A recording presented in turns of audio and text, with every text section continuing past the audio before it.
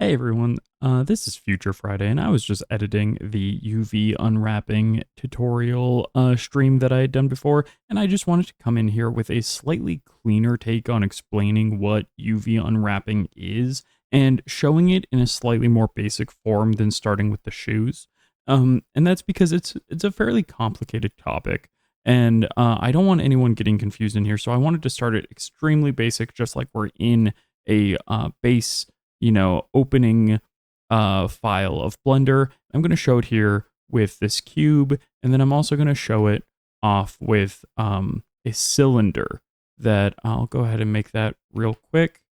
So the way that you should think about UV unwrapping is either like it is a piece of clothing that you're unfolding, like you're tearing the seams from, or you're creating the seams of as you're creating clothing, or like you're kind of deconstructing a can. And I'll show what I mean by those two things as we start with these two objects here. You can also think of it as like paper craft, but in reverse, right? You're starting with the base object, and then you're figuring out how to unfold it into a 2D plane. So what UV unwrapping is it's taking the 3D vertex information, right? It's taking the dot information of these meshes and translating it into a 2D image, a 2D plane. That's what UV stands for. It's the U stands for horizontal and the V stands for vertical, and it's taking the 3D information and putting it on a horizontal and vertical plane. So with this object here, with this cube, let's go into the UV editing tab here up top, and we can immediately see if we just select it, we'll see this UV editor window open over here. If we select it, this cube actually comes pre-unwrapped. The default cube starts as basically fully unwrapped already, and you can see that if you've ever made papercraft before, this is the way that you would fold up a box. Each face folded out, here is actually the top, here's the bottom, and here are the sides. And then it folds in onto itself. And now you'll see when we go into the cylinder, let's not select both of those. When we select the cylinder, we have the sides here, but we don't have the top. And that's because the top was new geometry that we created. And when you've got new geometry that you're making, you won't see the faces until you do something called UV unwrapping. And that's the next step. That's the first step for adding textures to something, is making sure that you UV unwrap it. And so I'm going to select all of the edges here, tapping 2 to enter select mode, and then selecting all the top edges. And I'm going to right click and hit mark seam, all the top edges that are in a circle. Then I'm going to choose one running along the side of the cylinder, hit mark seam, and then choose all the ones at the bottom. And think of this, this is like a pants leg, essentially, or a can. This is kind of a can of soup, if you will. We've got the top tin of the can, the bottom tin of the can, and then the label that wraps around. And so when you grab all of the vertices that you've marked, I'm going to hit A to select all, and then tap U for UV mapping, and that'll bring up the unwrap menu. I like to do angle-based. Sometimes you want to do these other ones depending on very specific situations, but generally angle-based for low poly modeling is going to be what you want. And so here we'll see we've also got this little UV unwrap window that pops up here. I'm going to space up the margins slightly to add space between our UV maps here. And now we've got the top of the can, the bottom of the can, and the side, the wrap of the can, all kind of as individual. These are called islands, these individual islands in the UV map. And you can use these tabs up here to either select a vertice of the UV map, an edge, a face, or the whole island up here in the top left. And that's really good for when you have slightly more complicated geometry and you want to start unwrapping things and then moving them around. So now that we've got this cylinder UV unwrapped in a very, very basic way, let's go ahead and add super basic textures onto it. So the way that we're going to do that is we're going to pull over the materials. We're going to enter the material tab here to the right. We're going to hit new to assign a new material to the cylinder, and you'll see it hasn't been reflected yet. We don't see that the new material yet. That's because we need to enter the material preview mode here up in the viewport shading option. Now you'll see it's become white. If we change it, it'll change to like green or whatever we have. But right now this is a shader. This is not technically a texture. This has like a base color, and it's going to be affected by light in certain ways, but we wouldn't be able to paint onto this directly in case we want a very specific clothing texture or hair texture or like clothing pattern. So what we need to do is we need to go into the texture paint option here, or sorry, not the texture paint, the shading option here. And let me go ahead and close this to the left, and we'll see this shader menu down at the bottom. We've seen this before in my intro to Blender lessons. We're going to delete the principal BSDF by hitting X. We're going to hit Shift A to add, and we're going to look for an image texture. Type in image texture.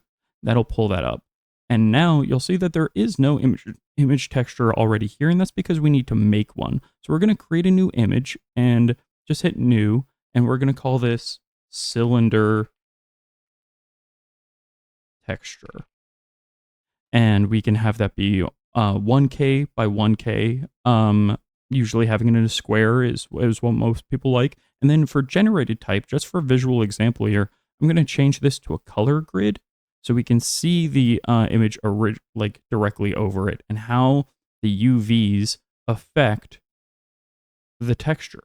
So now we've created this texture image in Blender, and if we go back to UV editing, we can see, if we zoom out a little bit and select the cylinder in edit mode, we'll see now we can see the UVs mapped over the cylinder. And so this here is the bottom, E4, E5, and if you grab the UVs, you can move and rotate the UVs. And that's really good if you've got like textures that you want to align in specific ways. Using this color map can really help you line things up exactly however you want them. Like let's say this texture looked sideways because it is currently sideways. We could rotate it and know which way to rotate it for it to be for up to be correct. And we can move it, rotate it, scale it down, figure out exactly how big it needs to be. And now we've got our UVs unwrapped and a texture applied. And we can go ahead and go into texture paint mode, and we can start painting over these if we need. Like if we can start texture painting directly over top of the cylinder if we want. Or we can paint here on this 2D plane and have it reflected. So if we wanted, let's say, a tin can, like we've been talking about, we could have a silver color here, painting directly over top. Same with this bottom, another silver can. And then a generic red label as to not be sued. This could be a soup can, this could be a soda can. And then because we've got this oriented the correct way up, it helps us then if we want anything like text on here. And we'll call this Legally Distinct Fridays.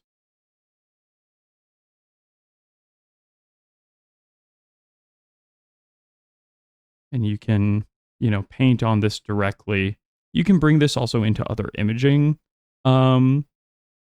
software. Obviously, I did this very quickly, but if you can actually make sure that you're painting the right way up instead of having to try and write things sideways or orient textures differently. You can make the texture exactly how you want it and then orient the UVs to map onto there. So that is a basic breakdown of what UV maps are, how to UV unwrap basic objects, and how to apply a texture to it. So now you've got the base understanding of what we're going to do as we're unwrapping and adding textures to the rest of our character for this stream.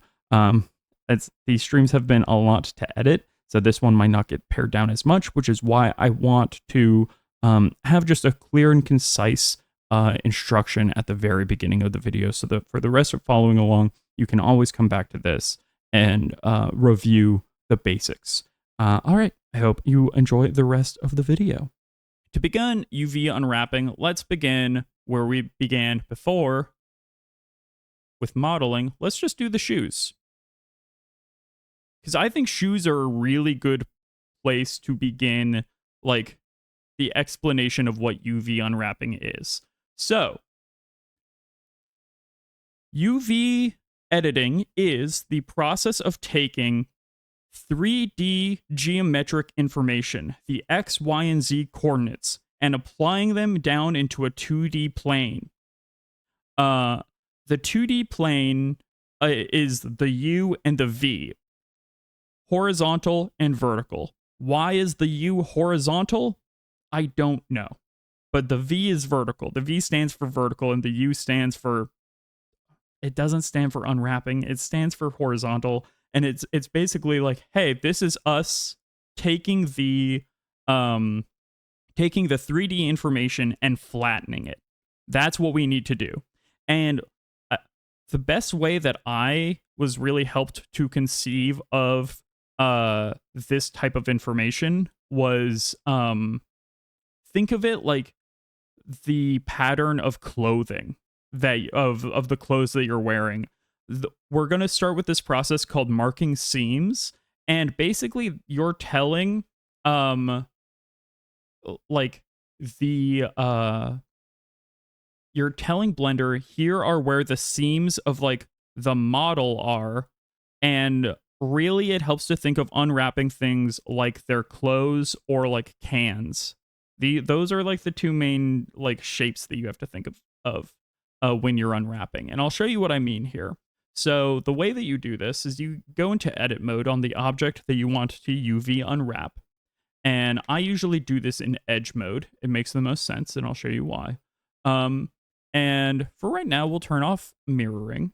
Yes, U equals horizontal, V equals vertical. You're taking the 3D information and breaking it down into a 2D plane. So we're going to grab the whole flat of this foot, the circumference of the bottom of the foot, and not any of these edges, not any of these quads. And we're going to right click and we're going to hit mark seam. And you'll see now it's marked red within the model. That means that there's a seam there. There's another thing that you can mark. You might accidentally do this, which is mark sharp. Mark sharp is way more for when you're working on, let's say, a robotic model or something, and you want to make sure that an edge of the model is always seen as a sharp angle, then you would mark sharp. But that's not what we need here. We're looking at marking seam. And now,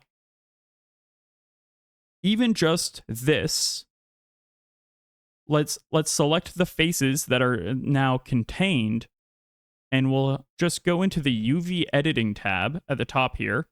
With those selected, those faces selected, we'll hit U, and you can hit unwrap, and then do, let's say for here, we'll do angle based. And here you can see we've got the shape of the foot now on this 2D plane to the left here. And this is giving you a sense of like, over here is eventually where your texture will be, and you can grab this UV and treat it much like the vertices within, like in edit mode. You can move them, rotate them, and scale them, and that will change that area's relationship and location to the texture image that you have. So by surrounding this area, we've created a little flat plane for the foot. And there's two ways that you can do this, especially if you're low poly. You can enter front view, you can select the boot, and you can hit oh, I did miss that question. Thank you so much for asking. You can adjust the model after unwrapping, but only minor edits, because everything is going to then be in relationship to the texture. Yeah, slow down. Grab the fab places and hit U and what? Okay, so yeah, let's go back a few steps. So just in regards to the first question of can you adjust the model after unwrapping? You can, but you shouldn't do big changes. You should have the model 95% of what you want. You will probably make small tweaks to the model after, and we'll do like the facial expressions after. But you want the basic A pose of your character to be 95% of the way there before you do UV unwrapping. And that's because once you start moving that around, it's going to affect the 2D relationship, right? Because it's about translating the 3D points into 2D space. And so it's gonna make it then once you start changing those things in 3D space, it starts change. Or like, let's say you add extra faces, you're then going to need to re-unwrap your model and redo a lot of the layout work that you've done before. So you really want to try and finalize as much of your model, like from a modeling. Obviously, we're still going to add textures and stuff after. But from a modeling standpoint, you want your model to be 95% of the way done. The only reason I'm leaving the hair unfinished now is because that is its own mesh, and we will unwrap that later once I've finished it. But we can leave that untouched for now. But like this boot, I'm not going to change it all from now. I don't plan on it, at least. And if I actually, that's a good question. I might want to add like additional geometry right here for like it to bend better in the like later, like one extra bend there, so just the knee and the ankle can bend a little bit better. That's probably a good idea. And having those like finalization like moments is helpful there. So to unwrap, you make sure the seam is like a seam is marked. So here we have the red seam around the flat of the boot. You select the faces that you want to translate into the mushroom in the ref sheet. Yes, we are making a little mushroom mage. You select the faces that you want to unwrap, and then you're going to go ahead and hit U, which brings up the UV mapping like sub menu here. You're going to go to unwrap, and I have the most success with angle-based and smart UV project. Those are generally you beat me in the color game by 0.3. Dang.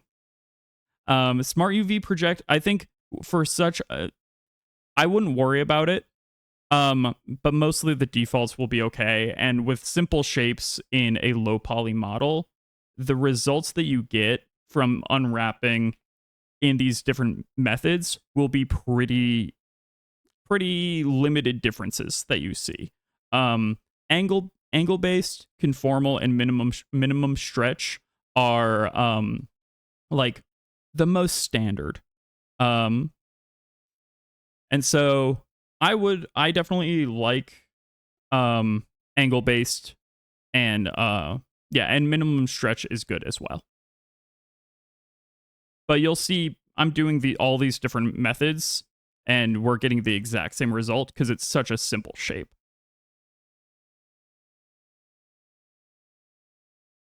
Yeah, only use Smart UV Project for light mapping in Unreal. Yeah, there's reasons Smart UV Project comes more into like normal mapping and light mapping. That's more for like advanced shading techniques than it is for than it is for basic texturing. That's a great point, Face.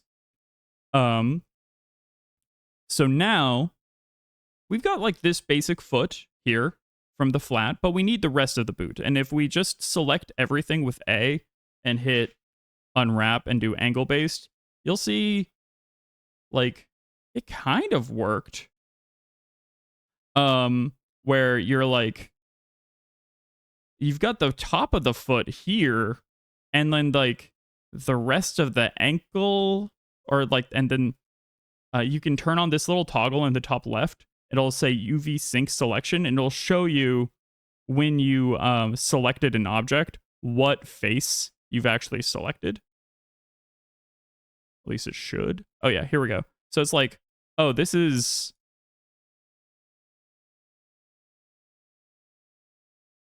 like, this is that ring of the foot.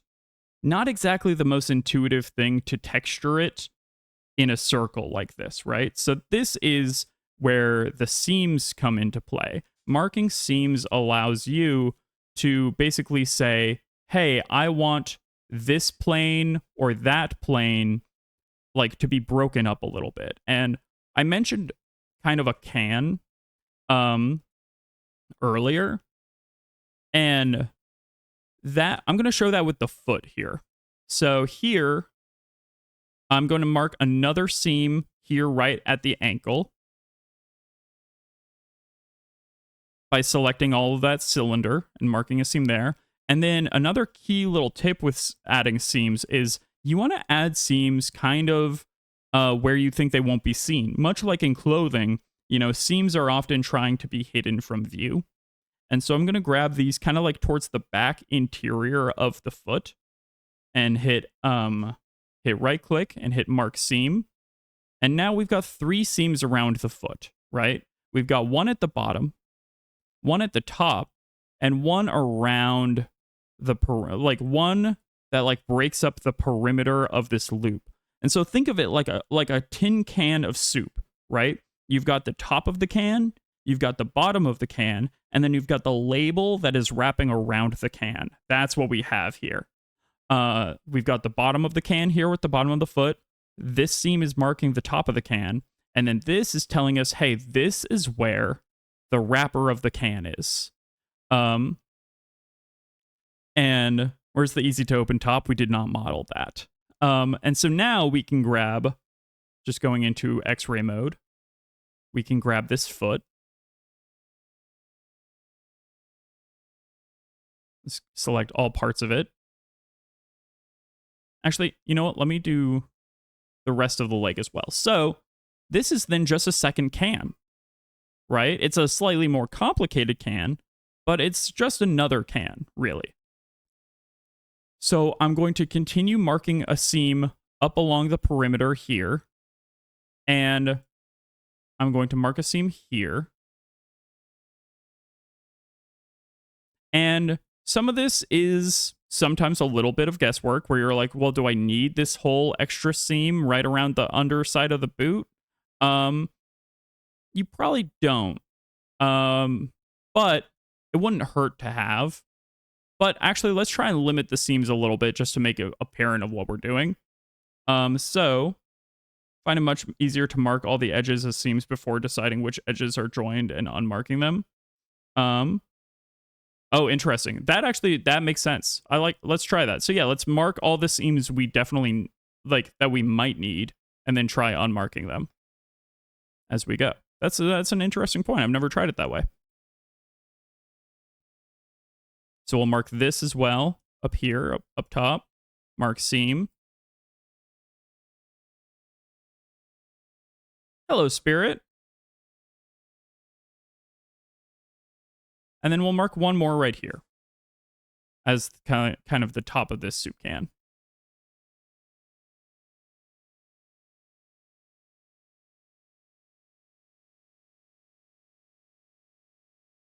Unless there's too many edges per face. Very fair. How did you get that view on the side? So to get that view on the side, I entered UV editing mode at the top tab here. Oh, you cannot see that because it's being blocked by chat. So here, let me drop the menu down just for let me drop the window down for just a second. There is here, yeah, that's perfect. That way you can visualize which faces are joined together in the UV map. Yeah, no, that makes sense. So, we have basically an additional soup can. Yes, Emobot. And we've got one soup can with the shoe, another soup can here with the leg, then another with the kind of like tip of like the high bit of the boot, and then the this bit as well with the leg. So now we can hit A to select all. Yeah, we're playing some jazz funk fusion. It's one of my go-to work musics. So now we've marked our seams. I'm going to hit U to unwrap, and we'll do angle based. And now we can see, okay, this is not so bad, right? We've got, let's see what this is. This looks like the top of the leg. Actually, no, the other one is the top of the leg. Yes, it's the opposite of paper folding. Ever print out like a Minecraft chest that you have to fold up and glue into a 3D shape? This is like you've got the extra tabs of paper and that aren't the chests that are used to glue together. This is like what if you got the finished version of a Minecraft like 3D chest and then we're told to unwrap it, like take it apart into its flat form. That's kind of what you're doing. You're doing the opposite, like you're doing papercraft in the other direction. That's a great way to phrase it. And so now we've got this is definitely the top of the shoe here. Yeah. So we've got like the top of the shoe like going to like the bottom of the shoe. So maybe I actually want to mark that as its own seam. Because that would reduce some stretching. Which stretching isn't terrible. You just want to make sure that you have enough room to paint the textures that you want on everything. So for that, it's going to be really important that we have enough space here on this bit, because we're going to make sure we have enough texture space to texture, that we have enough room to texture the laces. So we've got, yeah, the kind of like the body or the ankle, kind of like calf of the boot here. We've got the kind of upper lip of the boot here. And then we've got the leg up here.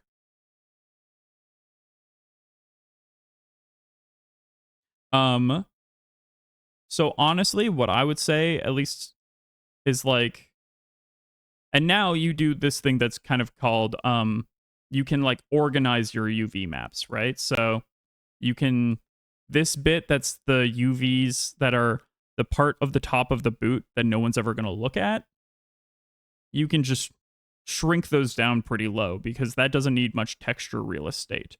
Whereas, hey, thank you for the 69 bits. Very nice, very cool. And now, if we grab, like these faces, the bottom of the foot, that's another spot that like is just going to be black. And so we can just make that honestly really tiny because we're not going to have a super high res texture at the bottom of the foot. Yeah, save those 69 bits for later. Exactly. Oh, for MonsterCon tonight. Yeah. All right, and then we've got so I try and like then kind of start organizing this stuff to be like, let me make sure that I've got enough like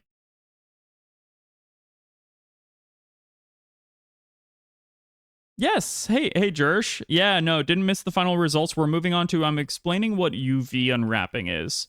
And just like the other texturing, you can or just like the other scaling and working in edit mode, you can yes, Chiron. I'm sad. I wanted to play fighting games with Drosser too, but I had already agreed to MonsterCon. But I definitely want to get in on the next fighting game night. Um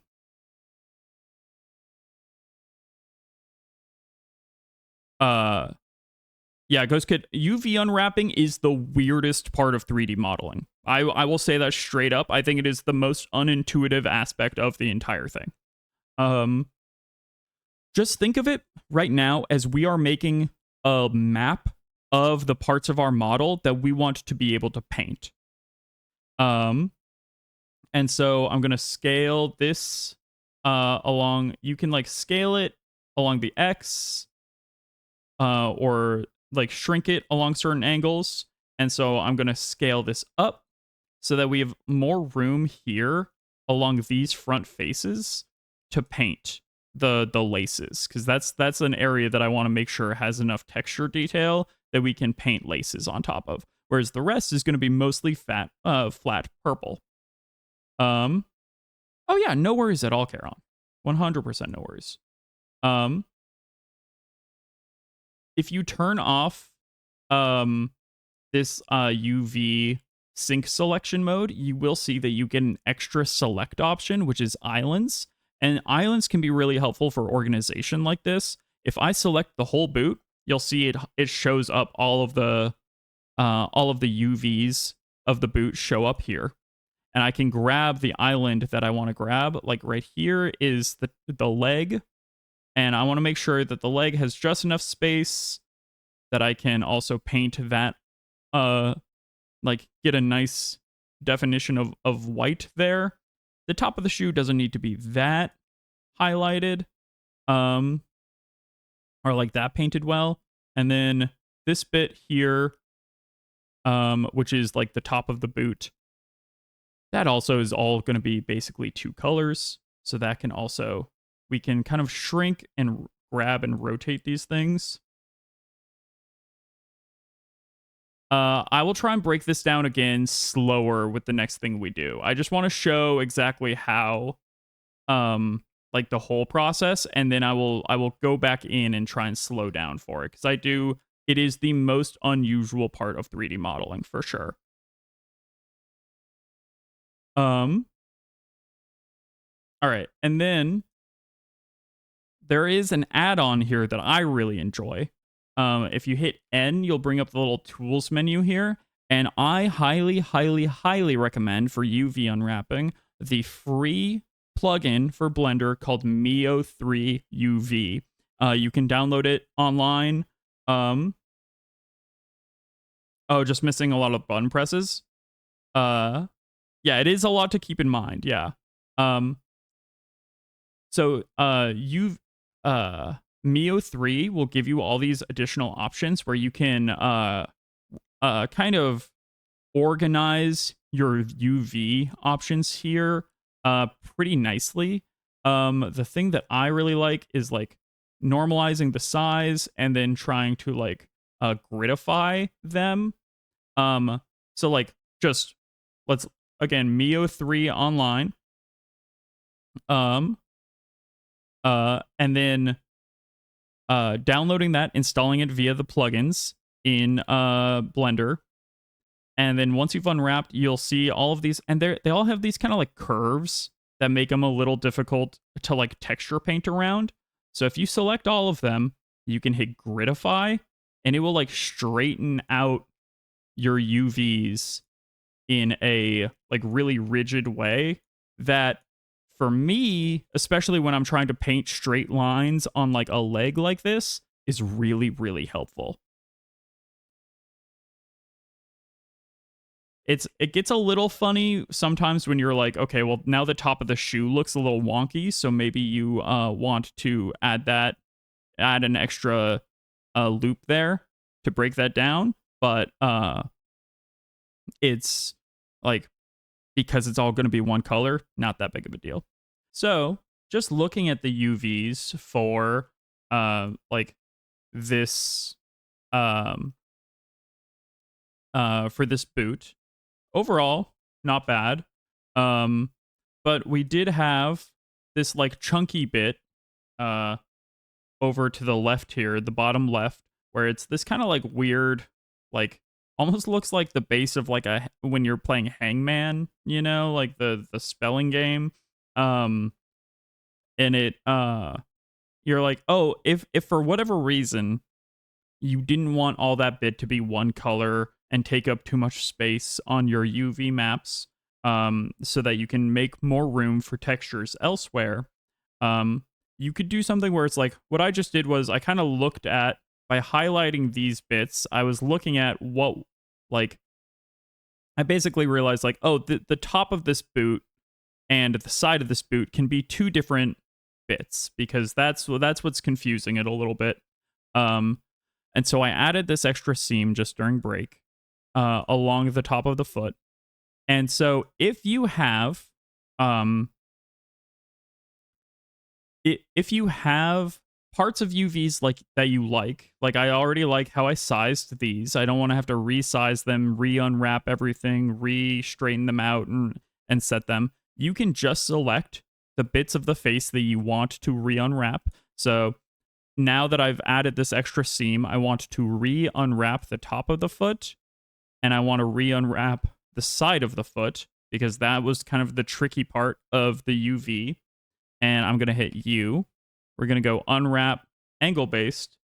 And you can see now it's broken it up into two much more manageable, pieces of geometry on the left here. And we can select both of those and hit gridify. And suddenly we've got a perfectly unwrapped boot that is extremely simple to deal with, and going to be very easy to paint, because we basically created several soup cans on top of each other.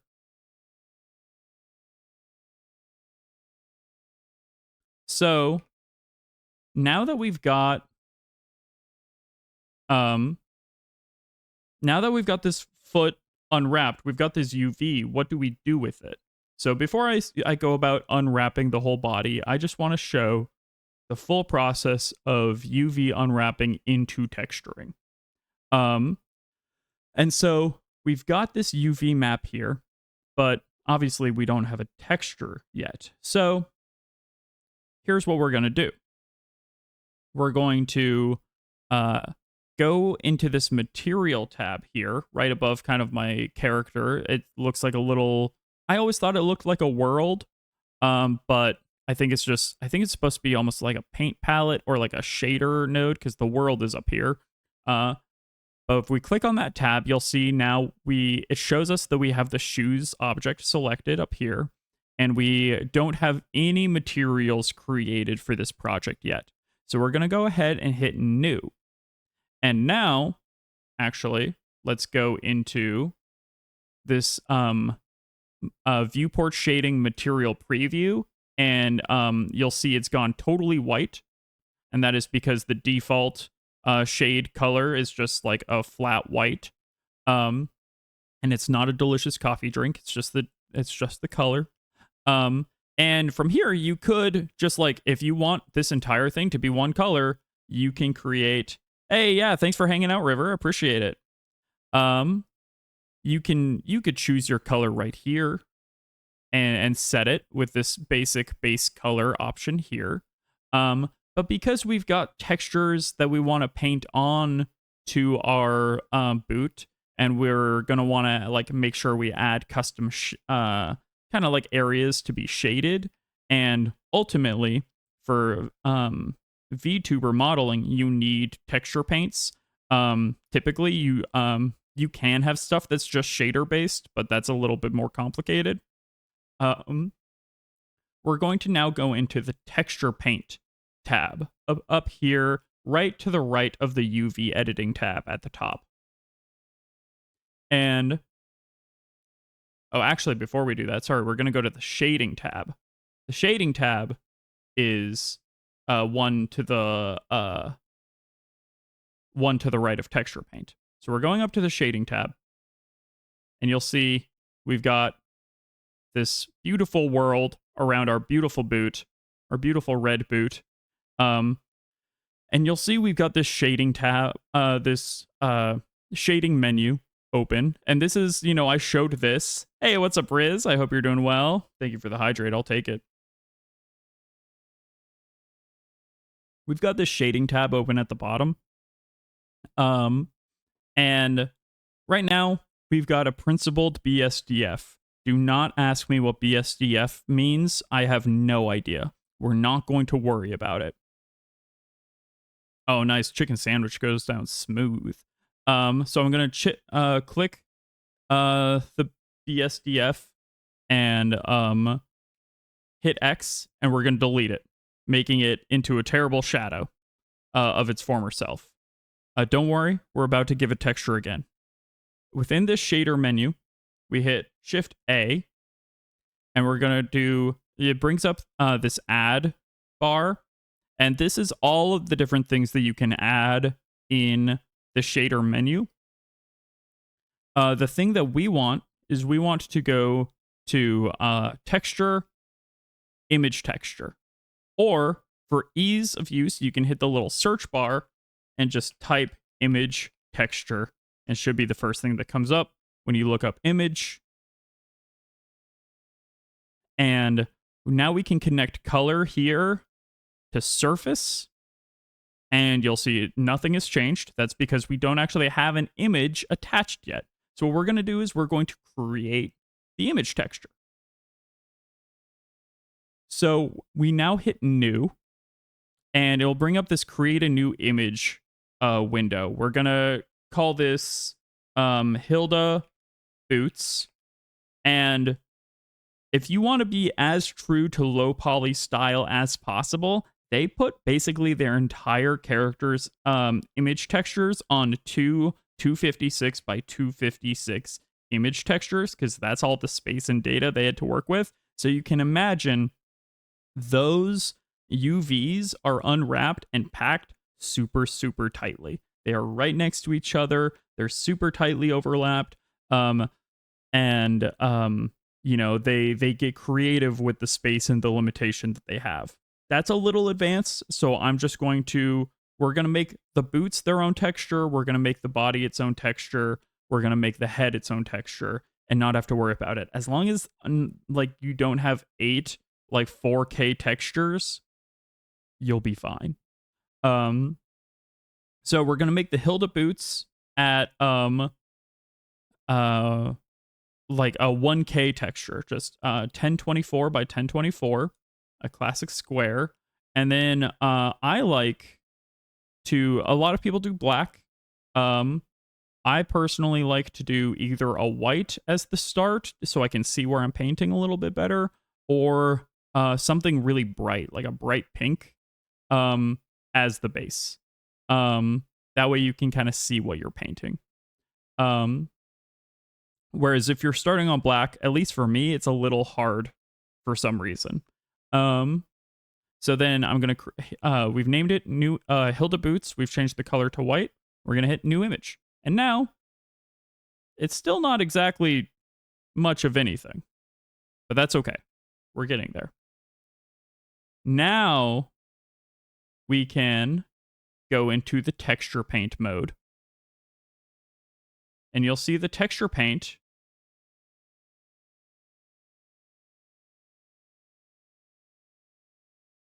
and we now have a few options. For texture painting in Blender, you can either paint directly on the object, and then you'll see it. You'll see now, since we've got the object selected, the texture has shown up here in the window selection, or in the image selection here. This little image icon is you selecting which image you want to use and be editing. And you can either paint directly on the boot itself, or you can paint on the texture image, and either way it'll update the next one. One will inform the other. I often actually like to paint directly on the model. I find it quite satisfying. But obviously it's a less professional and polished kind of like a set, because it's really easy to overlap and accidentally get on part of the UV that you don't want to be on. So if you want to start as cleanly as possible, I would, so we can select the color we want. We can select it off of Hilda's boots in the image render, or in the image reference, and we can, and let me grab my pen, so, because we're actually going to start painting instead of just like using the mouse for moving things around. And we can now, like, you know, fill in. This is why I gave myself some room, because I knew I'd be doing it like this, and it's a little sloppy when you're doing it. This is why a lot of people prefer to do it in Clip Studio Paint, but I just wanted to show you totally for free in Blender, only using free plugins and stuff, how you can get your how you can texture your character. And this is how I did the initial texture pass for a lot of my models and stuff, is like lay down flat colors in Blender, and then maybe touch it up in Clip Studio Paint or another image editing software. So like, now if we also want it on the top of the boot here, hey, thank you for the lurk. I know I want the top of the eye. So, oh gosh, people are lurking, watching from the shadows. Oh dear. This is making me so shy. I'm just gonna paint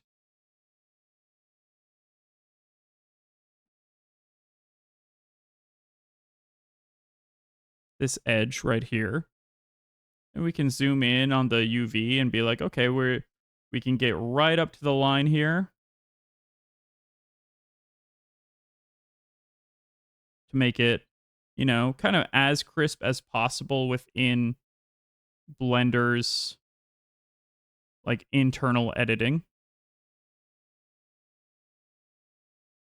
And sometimes it's good to go a little over, paint over, you know, just a touch. But then you'll see like, okay, well, it painted over into this spot. So we can, the thing that I do want is I want that bottom bit to have a bit of basically naturally painted shadow. That's a way that I get some of my kind of like, yes, so exactly, it gets exported as a PNG that you can edit. Hey, what's up, Drosser? Ooh, falafel sounds so good. You got some tzatziki in there? Ghost Kid, great question. So let's say, for whatever reason, this is exactly what I wanted my texture to look like. I was like, fantastic, looks good, looks great. You go up to this image button here, this image tab, and you hit Save As, and it will bring up a little save menu.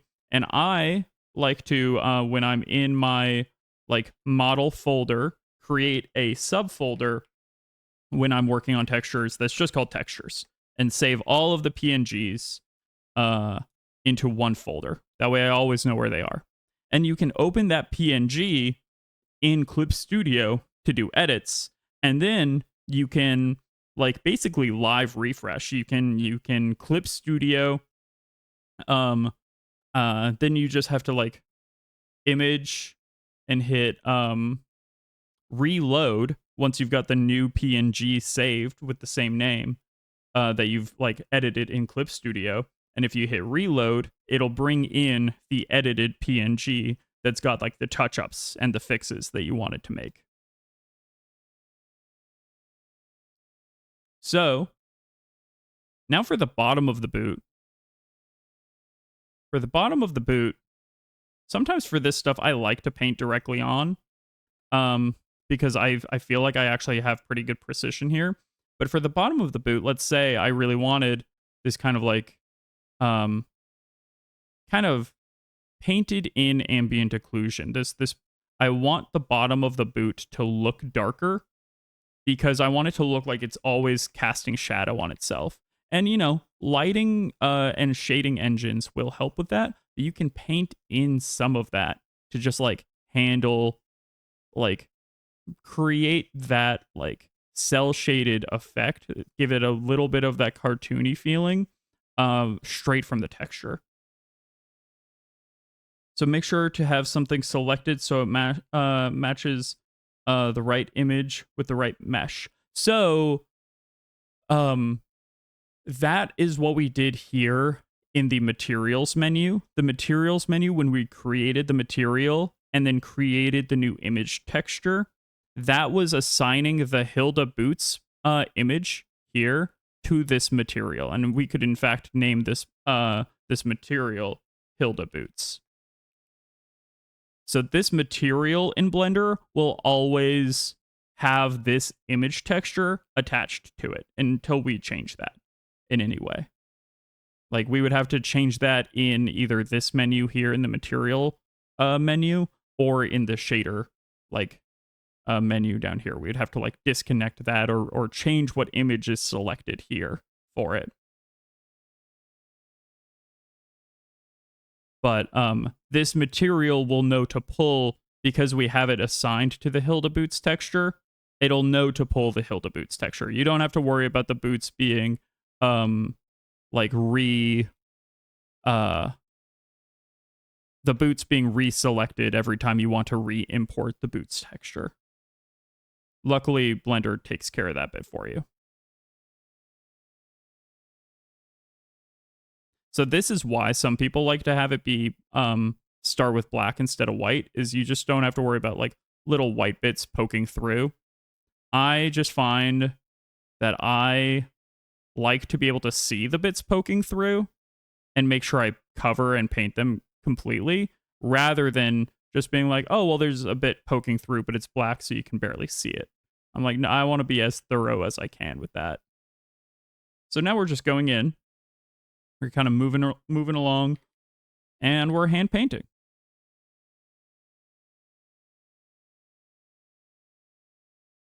And there are faster ways to do this where you can export your UV image reference and load that into Clip Studio, and then basically use the fill tool to get you most of the way there.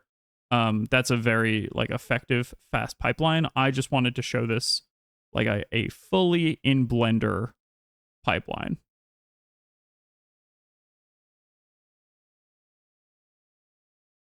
So we're getting there.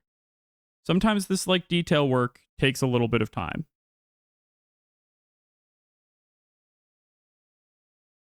That's when you pop on a podcast, listen to some good tunes,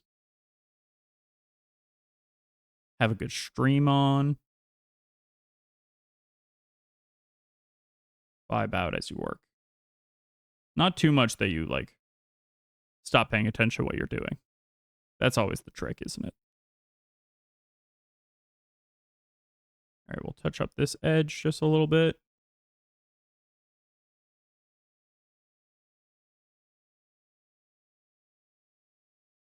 And to get the eyedropper tool, it took me forever to figure out how to get the eyedropper tool in Blender. You have to hit the color picker or like the color wheel first, and then the eyedropper will be down here by the hex code. And then some of this depends on like what angle you're viewing it from. So if I'm seeing this from a sharp above angle and I see just a little bit of that dark, I can just kind of angle it down and it will avoid painting over the edge.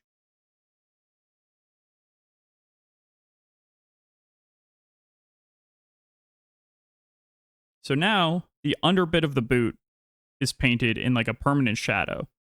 And depending on what style you want, you might also like paint basically like the back of the leg in that same permanent shadow. Like I know Mega Man Legends has like the front half of the model is basically always lit, and the back half of the model is like has like a slightly darker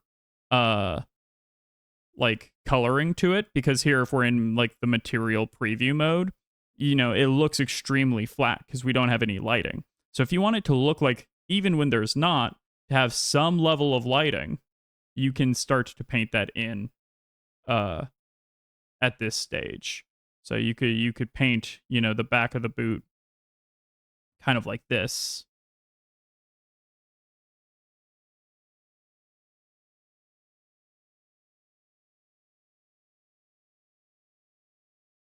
And create a bit of a cell shading, like aesthetic.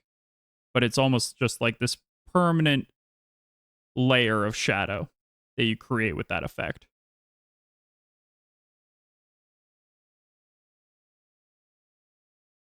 Which I kind of like personally. So we'll do that for this character. Because that's actually how I draw a lot in 2D is have this kind of like cell shaded style.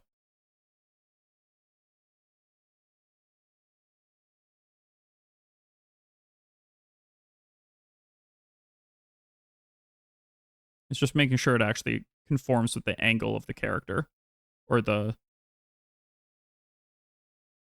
of the model.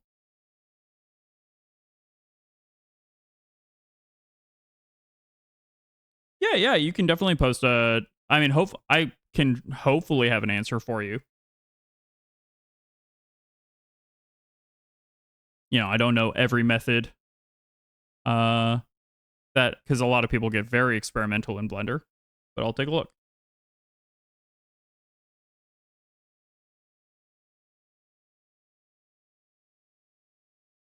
Okay, so this is definitely using fancy shading technology. This is less textured and more using shader materials, which that's how you achieve the like you can using shaders, you can add things like that stylistic outline to the character that wraps around them. Or like that kind of like the way that like they've got this like watercolor texture to the lighting. So it's not it's like not texture painted. There probably is some base layer of texture paint, but it is more like the way that they have like done some really cool work under the hood to get that stuff to look watercolory, where really it's like its own cell shading technique, but only using shaders. And then when it catches the light to a certain point, it just goes pure white to kind of look like paper. And then they have an outline on it. There's a really cool shader that I don't think is supported by later Blender types, but it was called the Lightning Boy shader system that had a cool look like that, where you could do this kind of like cell shaded watercolory look with a lot of your designs and add the outlines as well. But that's like, there's a reason that you don't really see 3D VTuber models looking like that, and that's because that type of shader that you're accomplishing in Blender is not something that you can then export out to Unity or to Warudo. You'd either have to redevelop it in Unity by scratch and like you'd have to get into custom coding at that point. But there are, if you look up watercolor rendering Blender, you will find some cool tutorials that will give you that look. Yeah, it's like way less like that's way more for showing off a cool model or showing off a like you could make like a cool small animation in that style, but it would be really hard to bring that into a game engine. Yes, to summarize, fancy. It's true.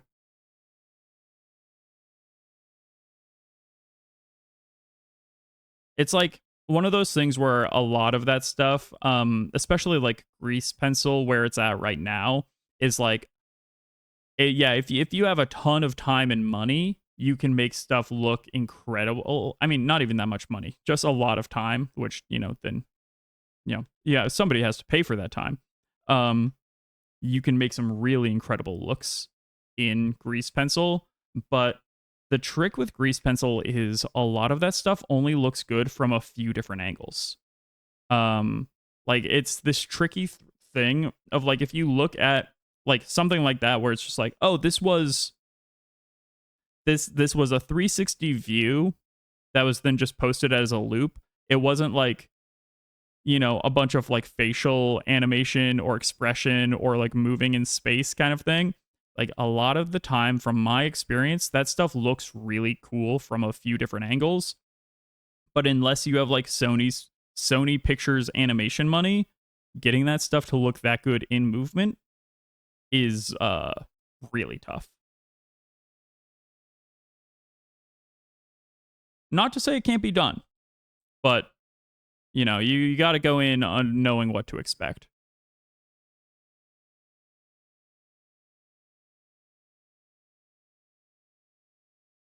And then the top here, we could paint a lighter color so it's catching a highlight. That would probably look nice.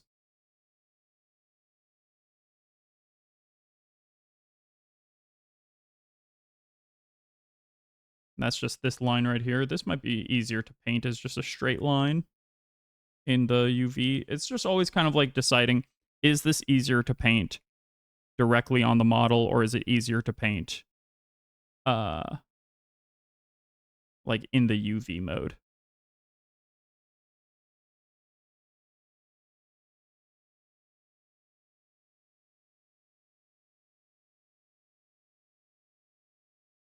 You can zoom in real nice and tight.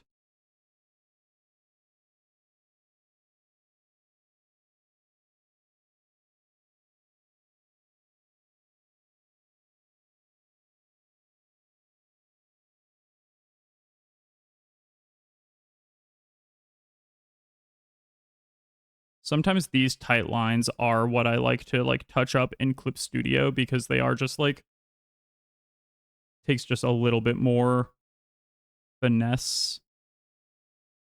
Because the one thing that I'm always so confused as to why they don't let you do in Blender is they don't give you just like, you can't just hold down Shift to draw a straight line. And I'm like, come on, it's a tool that every drawing program has except for this one.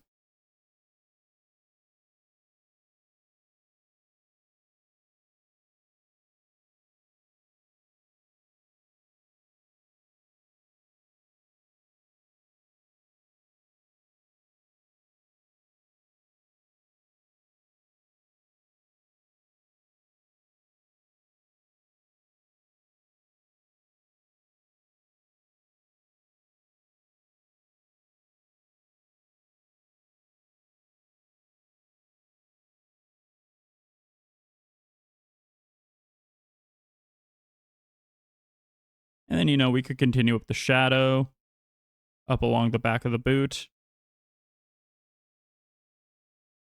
Yes, I'm zooming. I'm right in the zone.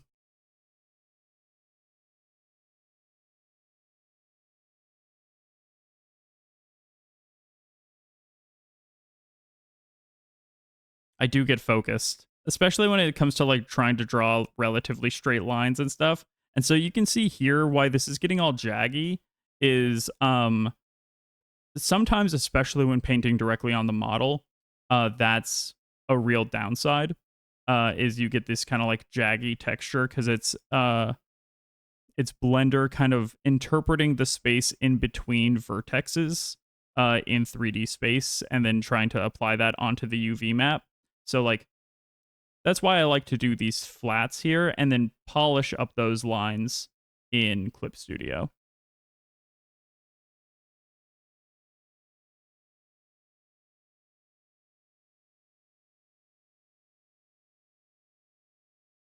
You can just get a crisper, cleaner line in Clip Studio than you can in Blender.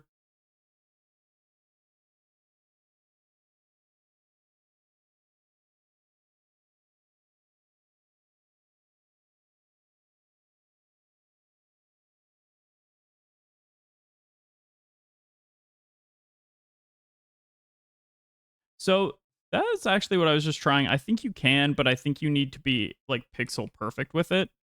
I had done it just earlier. Let me see if is the tolerance setting or something. Yeah, for some reason it's filling the full UV. Let's see if that's... There might be an option somewhere.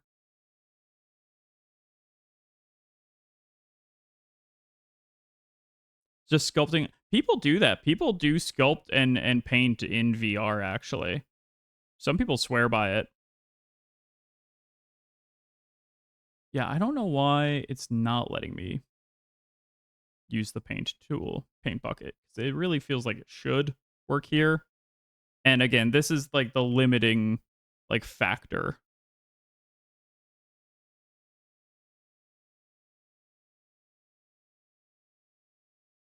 of doing this in Blender.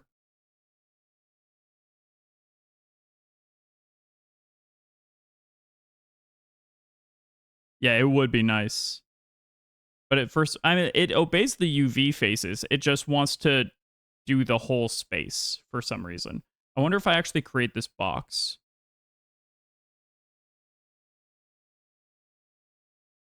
That's it reminds me of like I know in Clip Studio you can have tolerance where you can be like, "Hey, like if it's this close to the previous color, just make it the whole color." But yeah, this it just really wants to paint the whole thing, unfortunately.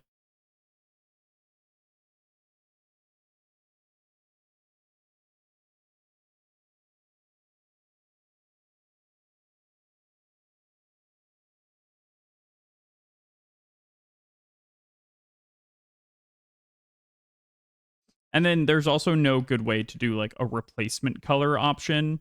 Um and unless you use that plugin that I mentioned earlier, Yuku Paint, which is a slightly more advanced plugin, so I'm not going to go into it today. You don't have access to layers or like layer modes. You just have a you can paint with like the different styles of layer modes that you have in Clip Studio, like multiply or color dodge, but it just applies it to the paintbrush. It doesn't apply it to like because there are no layers, it doesn't apply it to a layer to work with. Um so that's the main reason that people are like, Blender still has a long way to go, like for like doing texture internally. Oops. So I did paint the front of the boot. That's on me, and I just have to undo that. I needed to paint this other side. That's easier. So that's just on me for not paying attention that I was covering the front of the boot instead of the back of the boot. I got so into drawing the straight lines uh the in the UV mode that I stopped paying attention to where that was actually showing up on the model.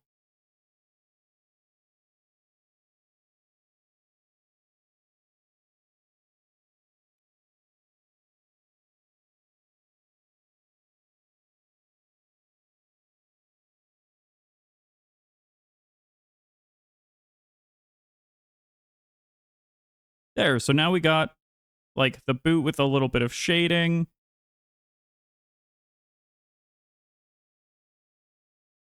Yeah, you didn't notice either. That's fair. You can add like a little hook here for like, oh, like indicate where like the ankle is kind of thing, or like wrapping around the foot. So much of this at this point becomes stylistic of how you want it to look. You know, you could make the bottom here even darker, uh, which maybe I will actually do. But let's get the rest of the foot done first. The bottom of the foot and the top, we're just gonna make black.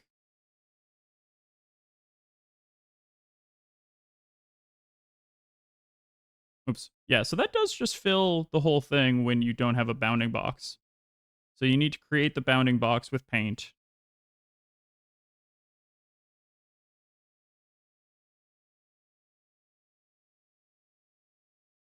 And then hit fill.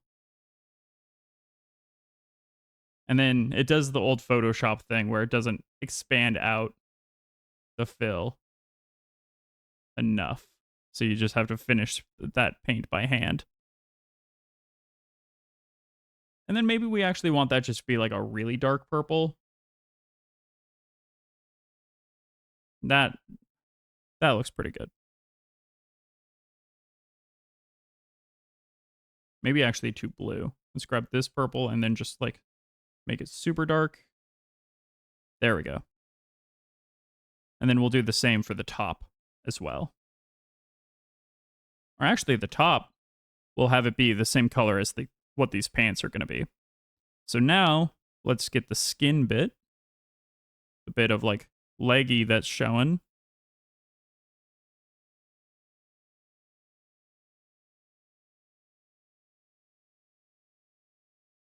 And we can color pick that from our reference. It's why it's nice to have colored reference, in my opinion.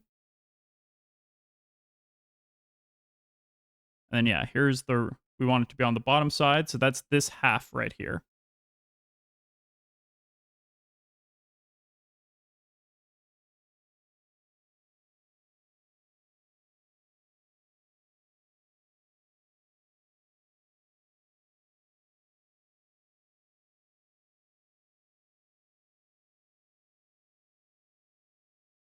So I was mentioning this before. There is unfortunately not a straight line tool in Blender, at least not in default, not that I have seen. You can increase stabilization, but that, from my experience, lags the system considerably. Yeah, that's really laggy. So it's a little unfortunate. That's again why I think a lot of times it's like, okay, you take this and then you touch it up. Or some people just do the whole texture in uh what a lot of people do, and a lot of game design does this specifically, is they will actually paint the texture first. Once you've like made a few textures, you know generally the kind of like shapes and designs that you're looking for, of like, okay, you know that you're going to need some like areas of transition from shadow to like your base color, or you're going to need like a skin gradient kind of thing. You know generally what you want the boots to look like. A lot of people will make the texture first and then align the UV unwrapping to match the texture. Other than unwrapping first and then painting directly over the UV unwrap. That it's a very like old school game design way of handling it, where you had extremely basic geometry that you could unwrap very simply. Um, the higher poly your model, the more difficult that becomes, but it's still what a lot of people will do. For me, I really like having the visualization of like what each part is. Um, but it's also, this is part of the process that I am less practiced with. So I would not be surprised if there's just more effective ways. So now you could also paint in like a light shadow. Like if you wanted, you could just, grab the skin color, make it a little bit darker, maybe push it a little bit towards the cooler range, and then just like add. This is where I'd want the stroke stabilization.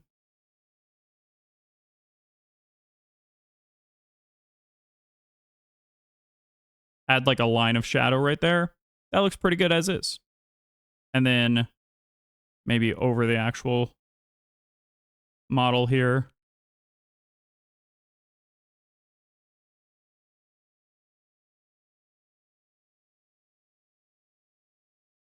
just to keep up this kind of like back shadow line that we've created.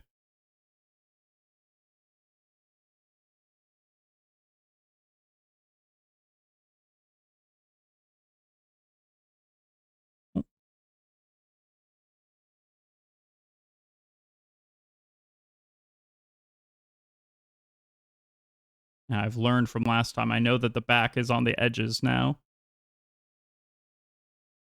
Oops. Turn off the stabilize. Fill that in.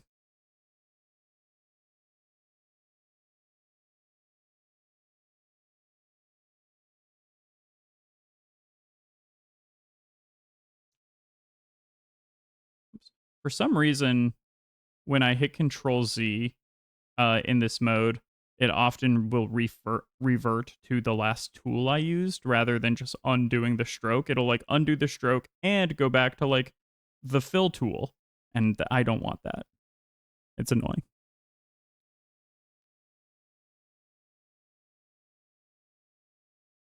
Now let's add just a light bit of shading to the pants.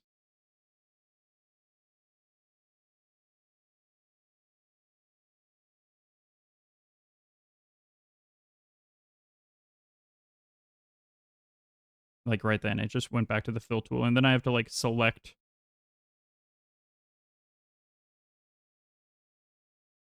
the brush like by hand. It's weird.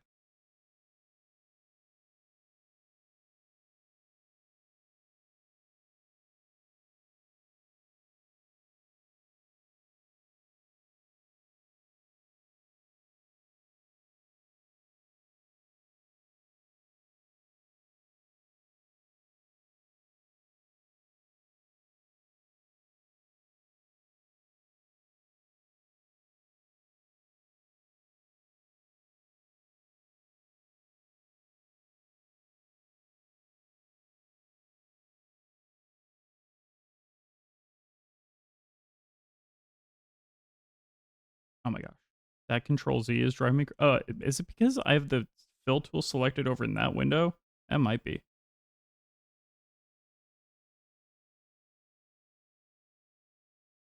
Yeah, a lot of these songs, I feel like the drummer is going.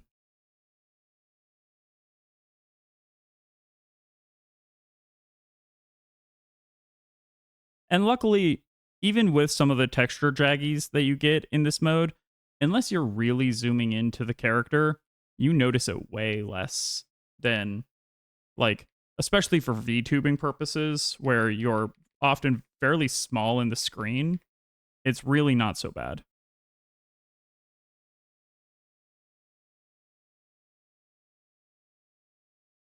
But I also don't mind, or I understand um where uh like people are coming from, where they want like the most like detailed bit that they can get. Like they want it to be as polished and like nice in case you do want a random thigh close up.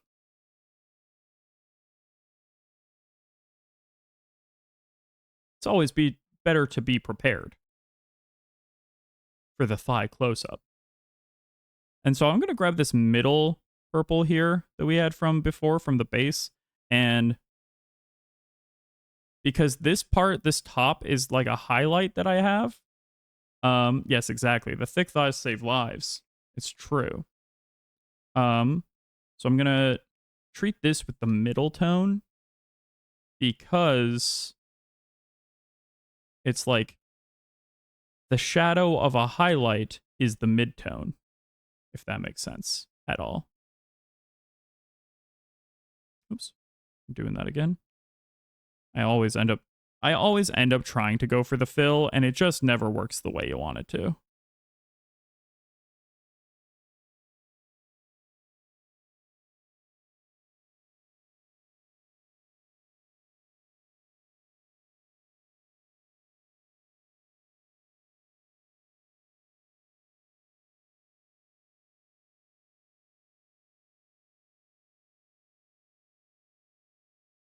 And you could do an extra, like, you could do a thing where you're like, oh, I'm going to add a layer of like highlights too to like really add to like the cell shaded aesthetic. But usually, like, especially for VTubing, there will be some level of like sun and environment that, as long as you set up your shaders properly in Unity, you don't need to go too crazy on the base color textures um, to have them look nice.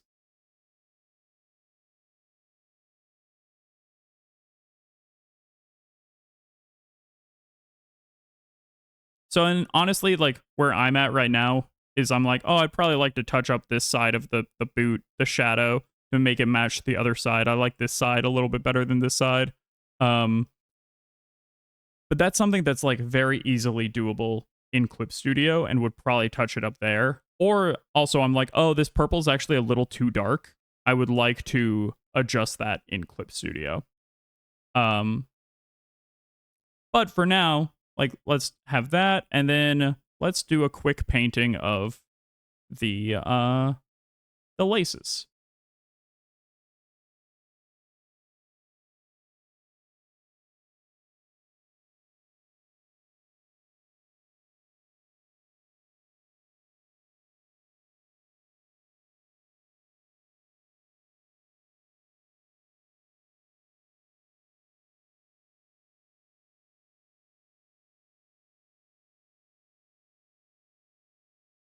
I'm not going to be super precious here because, again, we're not going to be seeing super close-ups, and it is a fairly low poly model.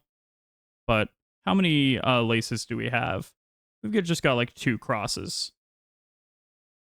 Yeah, exactly. Make sure everyone knows she's smart enough to tie her own boots. It's so true.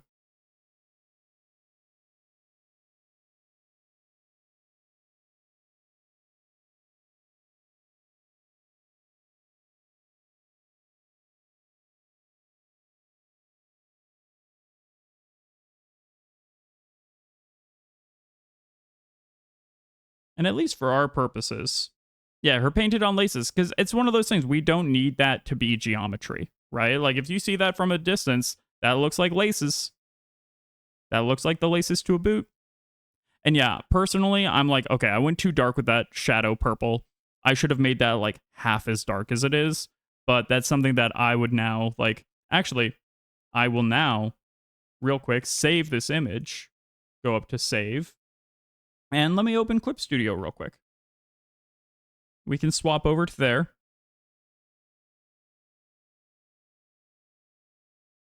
Let me bring it up.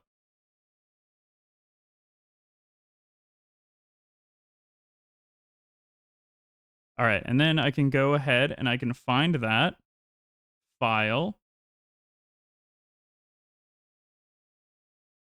Let's see, lesson streams.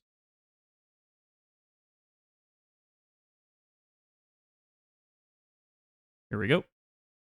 So yeah, now I'm able to bring this into Clip Studio. And I can just like select all of these. Let me go ahead and turn off apply to connected pixels only because I want it to affect every little bit.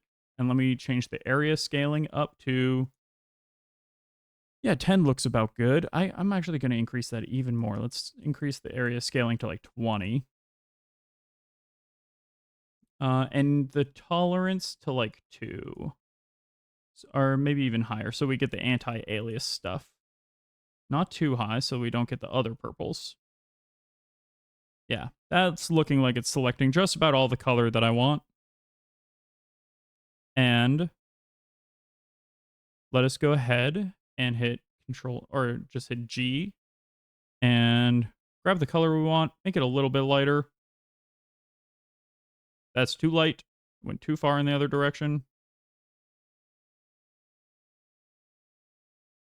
Something like that, where it's a shadow, but it's not like in your face about it. The other one was much too strong.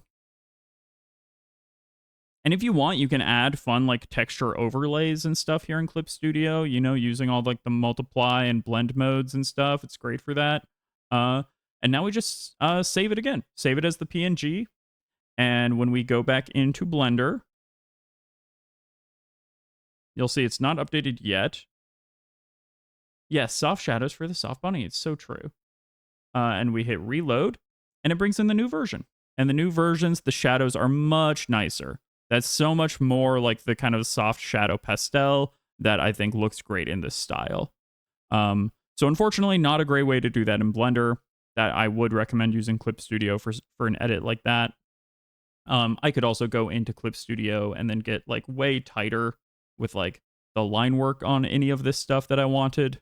But for now, we're going to move on. But yeah, that is how you do the base texturing, base UV unwrapping, and texturing for an object. You know, we just did it for the shoe here. But these principles of like breaking the geometry down into their simple forms, and then UV unwrapping, and then painting and texturing over that, that's the fundamentals. We'll do that for the rest of the body as well. And hey, here's the great thing, because this is mirrored, We only had to texture and paint it once. It's fine. It went immediately on to the other shoe. Yes, what you're saying is to get the base ID in Blender and then refine in Clip Studio. Yeah, you can use any like 2D image editing software for it. You can use Photoshop, you can use Krita, you can use Clip Studio. I use Clip Studio myself. I've seen people use Sprite, the pixel art program.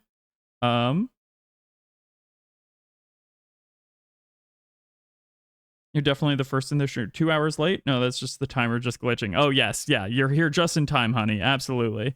So now we've got, and if we go into lighting too, we can add, let's go ahead and add a sun to the scene. Let's go to the, like, I'll just go ahead and add the sun. And you'll actually notice, no matter what we do to the lighting, it's not going to change. If we add a sun, the texture is not going to look any different. And you're like, what? But that's the whole point, is to have lighting. Well, I'll explain. Light, sun, and the sun is like as bright as can be. And if I turn on other things like the head, you'll see, oh, the head also doesn't have a material applied. If I then also apply a material to the head,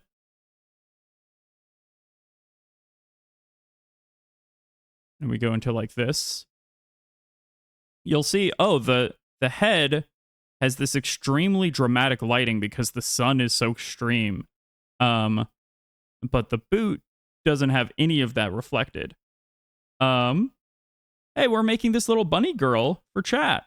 Chat designed this character, and I've been teaching a little low poly modeling course on how to create low poly model VTubers. That is because this boot, the only thing that is assigned to it is the texture. So it's not taking in any lighting information. You set up the shader information later in Unity usually, or you can use Mtune in Blender if you have the right plugins. We're going to do it in Unity later, but it will get lighting information. It's just not there yet.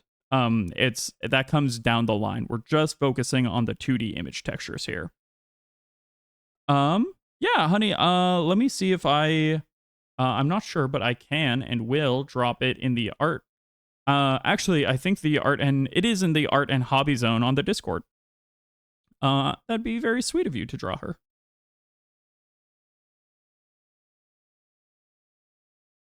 All right, let's get rid of the sun. And yeah, you'll see without the sun, the head is in total darkness. But even without the sun, this looks just fine because it's just got the texture image data to put over top. Okay. Oh, nice. Trying to get out of an art block? I have been there. So now we can go up and let's turn on the body. And we're just going to take the same approach to the body. So the bottom, I mean, they call it a can for a reason, right? I actually don't know what part of the body they call the can. Is it the butt? Because you're going to, but then people say I'm going to go hit the can for when they need to use the toilet. I'll take that hydrate for sure. But I just realized is the butt the can? Anyways, we're going to unwrap it like it's a can. So we're going to mark the perimeter, or we're going to select the edges along the perimeter, and we're going to mark seam, just like we did with the foot.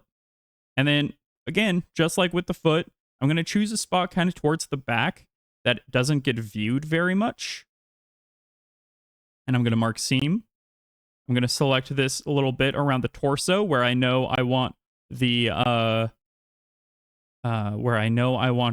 kind of belt to start. I'm going to mark seam there.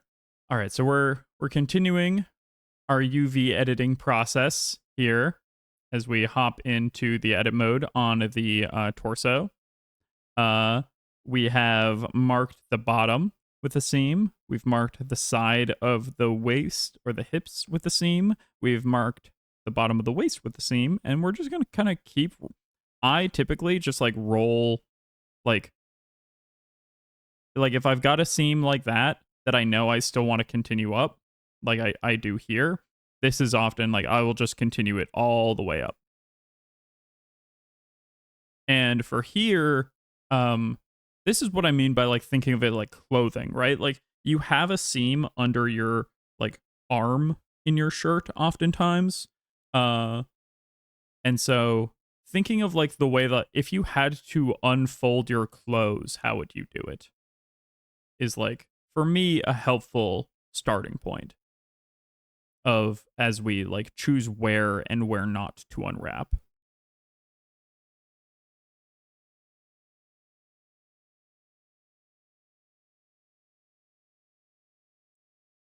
So we'll mark there. We'll mark this bottom as well.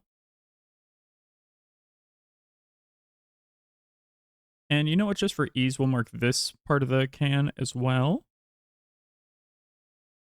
And then top of the neck. We'll just do the inside of the neck here. And then I'm going to turn off the head for right now, just so we have ease and we can see all the way up.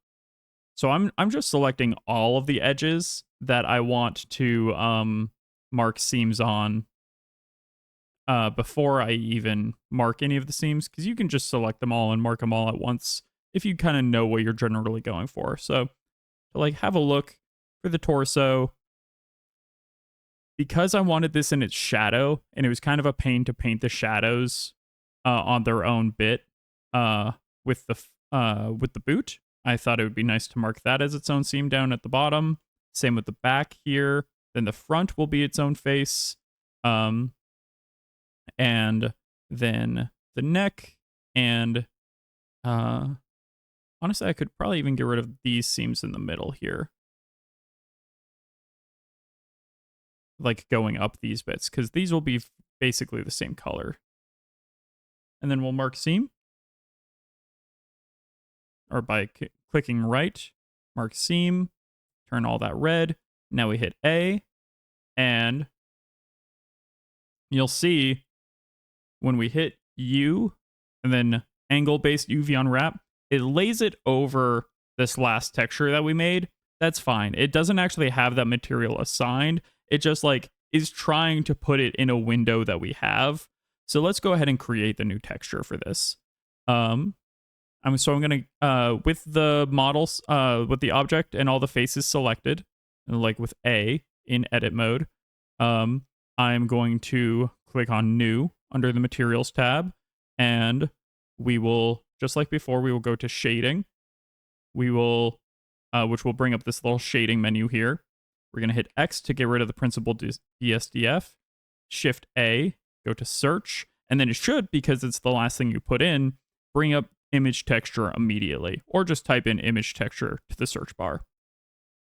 Bring in the image texture, connect the color to the surface, and then we're going to go ahead and create a new image texture, and we're going to call this one Hilda Body, for obvious reasons. And then you know what? Let's try it with the black instead of with the white as the base and see how we like it. So we'll go ahead and change the base color to black, do new image, and then go back to texture painting. And we can see it's brought up the Hilda Body image here. If you wanted to swap to the Hilda Boots, you can do that by clicking on this little image tab up here. You could go to Hilda Boots, you can go to Hilda Body, you can even choose the Hilda reference that we have in case you just wanted to try and map it directly on top of your existing image. I wouldn't recommend that because your pre-existing image probably wasn't designed with being a texture map in mind. So we'll go to Hilda Body, and we've got pretty good separation here. Let's take a look and see what all of this is looking like.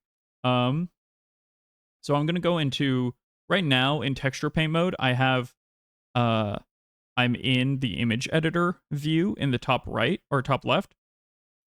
How come some of the faces don't look filled in black? Oh, that is because we are currently in solid view instead of material preview. It's just this little viewport display up here. And so it was just catching, it was just catching basically like the ambient light of the Blender world. But if you go to the material preview view, which is this third one on this kind of like top row of 4 up here, uh, um, at the top of this top right of the 3D viewport here, you can swap it between wireframe, solid view, I believe is what that's called, material preview, and render preview. So material preview, this will give us a more accurate look. So let's go ahead and now going from the image editor in the top left here and choosing the UV editor, we'll get those objects back. And we can, using the UV editor, why is it not giving us the actual, it's because we're still in texture paint mode in this other view. We need to be in edit mode.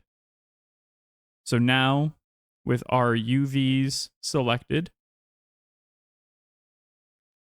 we have all these options to organize them once again. And so I'm going to go ahead and turn on that kind of like reverse selection so I can see what UV is what part of this. So it's like, okay, well, this is the back of like the butt essentially. And so that doesn't need the most texture space. The areas that are going to need the most texture space here are going to be our belt, which looks like it's this space, or that's the back of the belt. Where's the front of the belt? Oh, it's going to be this space, perhaps. Yeah, it's going to be this space because we're going to want to paint on the mushrooms. So even though it auto-sorted this as being very small, we're actually going to want to give that more texture space. And then we'll also want the front of the torso to have a fair amount of space because we want to make sure we have like the collar like shown, and we'll also want the pants to have a bit of space because we're going to want room to paint on this little skirt.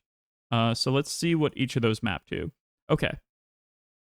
So this area here is going to be this the front of the skirt. That's good. We want that to be big.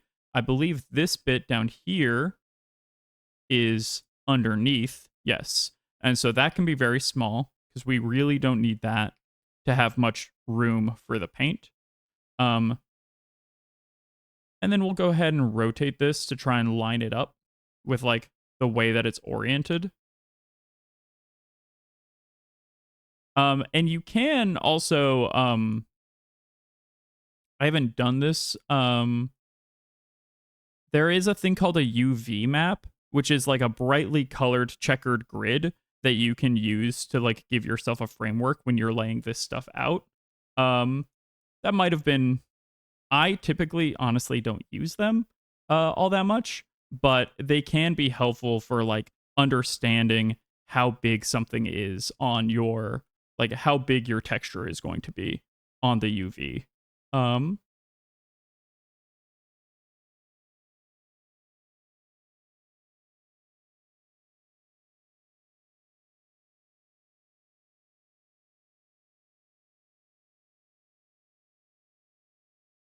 I wonder. So you can also use this grid here. Yes, UV maps can mean a lot of things, but like a UV texture map, let me see if I can find the right way to actually pull it up.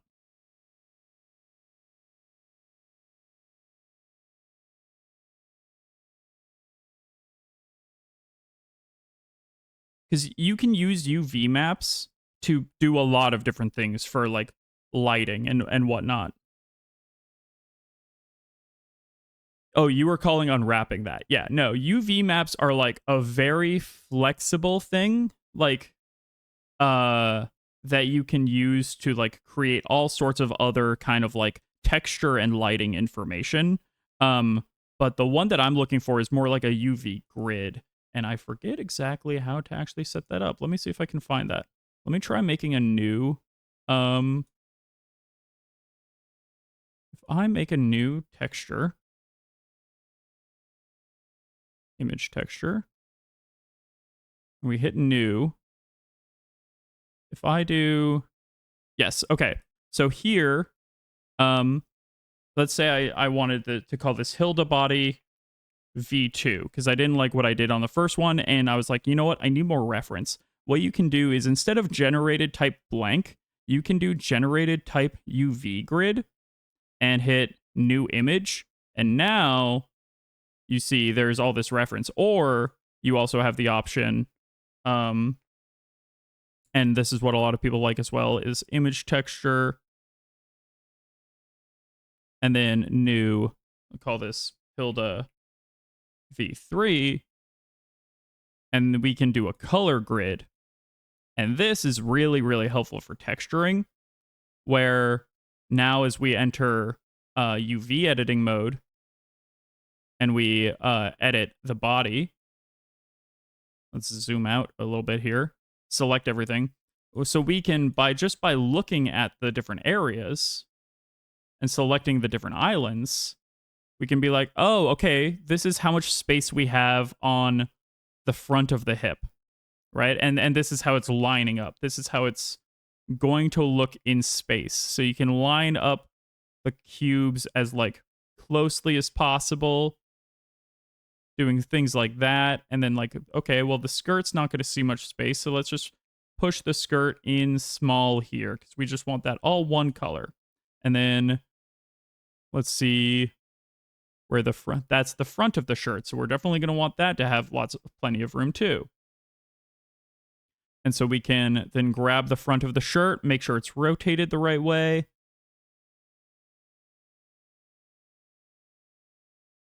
And scale that so it's somewhere around there, you know, and you're just doing that with each little bit, scaling it to be like the direction that you want it to be facing along the texture. It does help you like see what way is up, essentially, which can be very, very helpful. For something that's like really simply like textured, you don't always need it, but it can be helpful.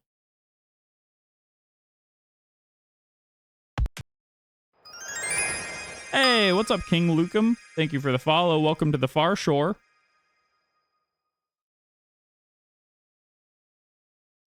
I keep on flipping it the wrong way. So you don't want the meshes to be overlapping on the grid. No.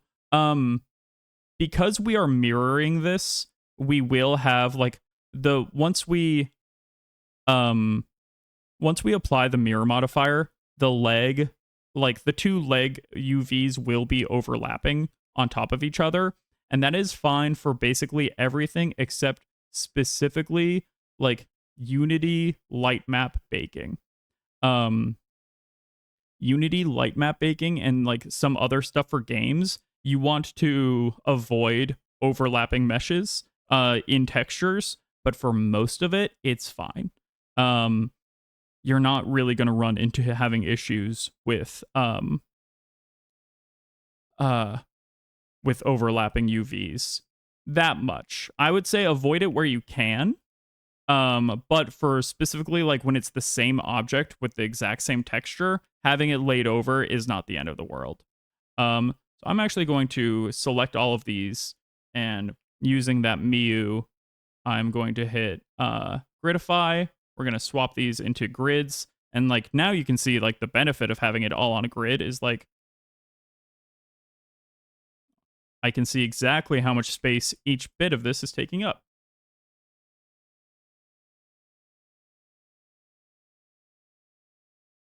And I can make sure that like the parts where I want the most texture have the most space. So like in the back, it's fine that we're not going to have as much space.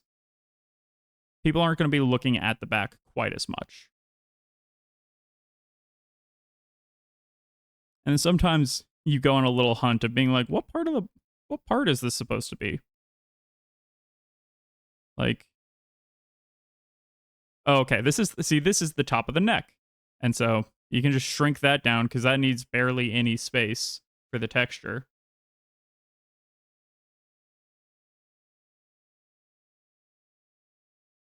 Then same with like this part of the neck. Like this definitely does not need to be as wide as the hips. I mean, that's fair. That is why I was like, I need to make sure that I'm not drawing a, because I wanted the character to be cute, but I was also like, I don't want it to look so cute that she looks too young, because that's creepy. What bit is this supposed to be?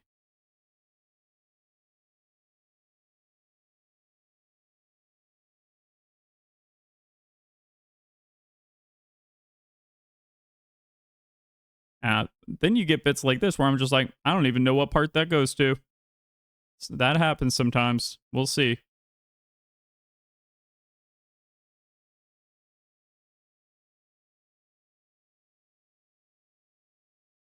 And on higher res characters, you want like the front and the back to have, so you apply the texture image to that grid.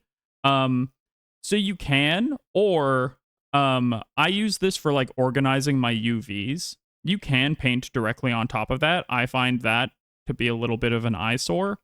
But I use that to do like this process of organizing the UVs, scaling things where we want them, getting it generally where I'm like, yeah, I'm pretty happy with that. And then from here, we've got this like map. I don't know what that's supposed to be either. Is that?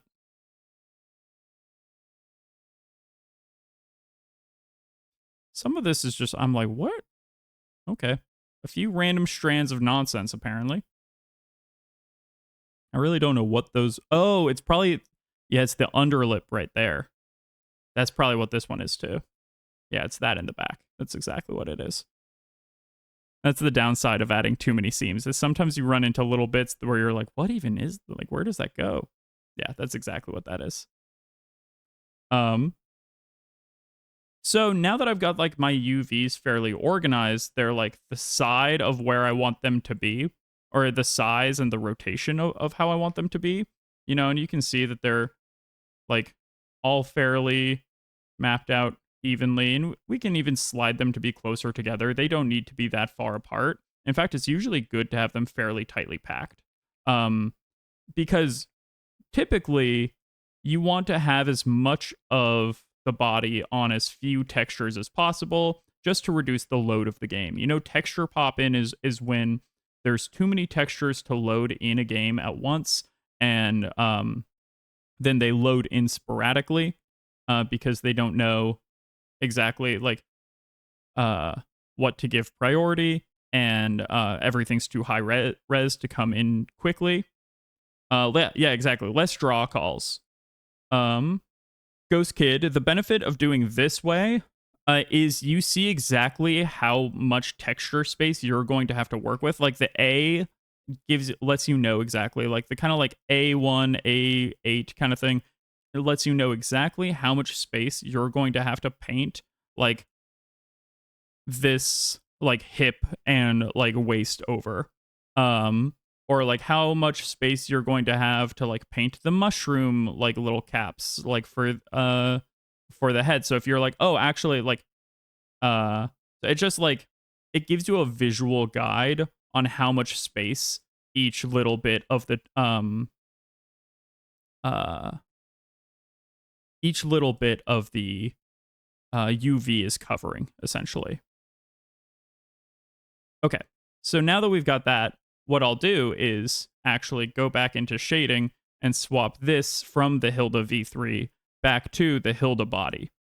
And now our UVs are still this exact shape, but we know that they're all the right size.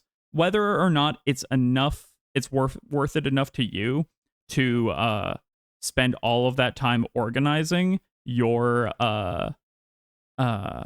UVs is totally up to you. Oh my gosh, I did not realize the time. Okay, so I mean, you can basically then go over top of this, and sometimes I just like to, let's go into like the texture paint. the image editor node, we can go into paint here, and honestly, you can just like color pick and right off the model, just paint it the purple as like a base. Honestly, when you've got a bit of the body that's basically all going to be one bit of color, it's not that bad to just start like that. It seems that would become more useful when you get more complex higher pixels. Exactly that. Exactly that. It's not so bad to start off here where you just like are seeing like the base and you're like, I get a general vibe of like what this is going to be, and I know generally like what goes where, and it's easy enough to find out that info, like highlighting this, selecting everything, getting all of that, and then just being like, okay, I'm going to just like hit like 8 or not H. I think it's, what is it? Shift H, hide everything but that, and then just paint directly. And it's like, oh, now I can just paint directly over top of this belt. Or like use the fill tool now that everything else is hidden and it won't affect. And then we get like the start of that. And then you can go back into edit mode, hit Alt H to reveal everything. And then like, select the neck. Hit Shift H to hide everything but what you have selected. Go back into texture paint mode. And then like get the color you want to fill it with. And hit fill. And doing this is like a pretty decent way of just getting some base coloring in there. Like you could even do it with the collar here. And like, let's say this run of the shirt, and then we'll paint the rest by hand where it's like kind of bending over.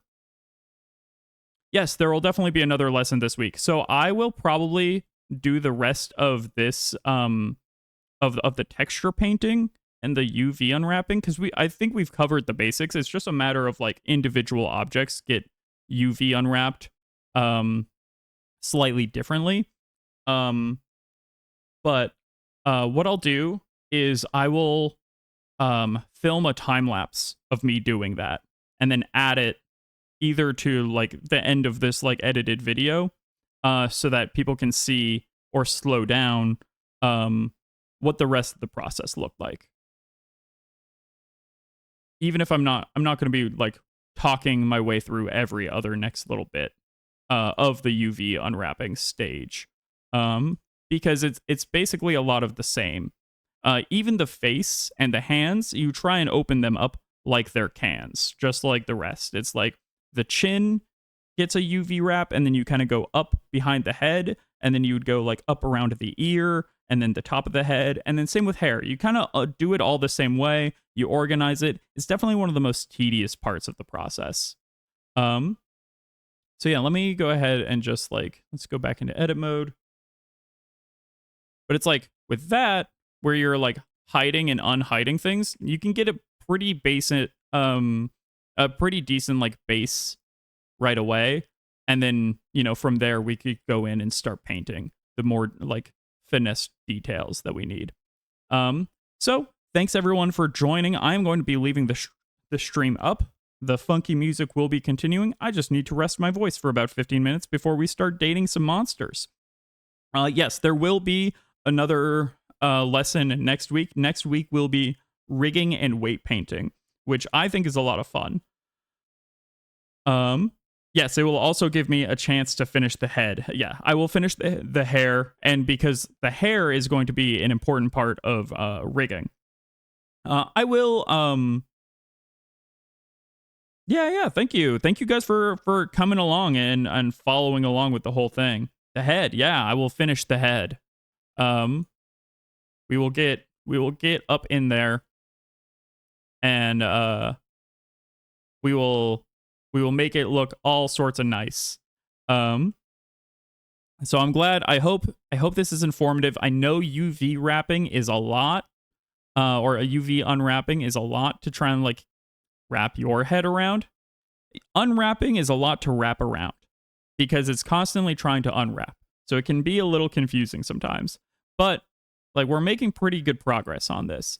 Yeah, so I will get a little like time lapse going of when I make this next. I'll just like record it in Blender and then time lapse it together, and that way you can see kind of like what the process is. But yeah, for sure, Drosser. Yeah, thanks y'all, and I hope to see you again in about 15 minutes as we start dating some monsters. It's robots versus monsters, not the way you'd think. So that'll be a lot of fun. I hope you all have a wonderful rest of your Wednesday, and I hope to see you soon.